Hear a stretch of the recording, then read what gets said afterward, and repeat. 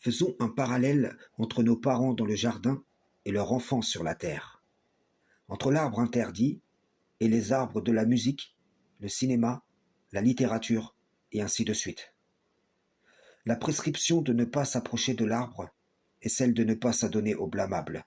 Et demandez-vous, si lorsque vous mangez la chanson sur l'arbre de la musique, le film sur l'arbre du cinéma, le livre sur l'arbre de la littérature, vous n'êtes pas tout simplement comme nos parents qui mangèrent tous deux de ce qui leur avait été interdit.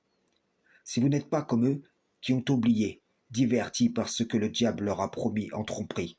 Ces arbres, par le faux brillant du monde, vous paraissent tellement beaux, et leurs fruits vous paraissent irrésistiblement bons, mais une fois que vous en consommez, ce que le diable y a placé se loge en vous.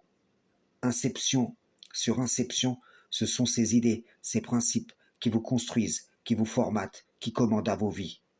Tout cela vient combattre, altérer en vous-même la parole du Créateur qui est source de vie.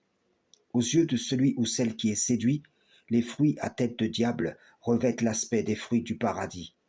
Mon frère, ma sœur, prends garde à ce que tu consommes et protège tes enfants, afin que ce ne soit pas ce dont les diables, hommes et djinns inondent le monde pour vous induire en erreur au sujet du Créateur et de sa voix qui vous construisent. Ce conseil est vraiment important. Celui qui le prendra en considération le comprendra. Oui, il comprendra que plus tôt tu le suis, moins grand sera le combat en toi. La nature pure de nos parents les poussa à avoir honte de leur nudité et au repentir. Parmi leurs enfants, beaucoup ne se repentent ni n'ont honte de ce qu'ils consomment sur les arbres qui ornent ce monde. Pire encore, ils voient des signes d'Allah dans les œuvres des diables et ils cherchent à interpréter les révélations divines sous l'influence de ce dont ils ont été nourris.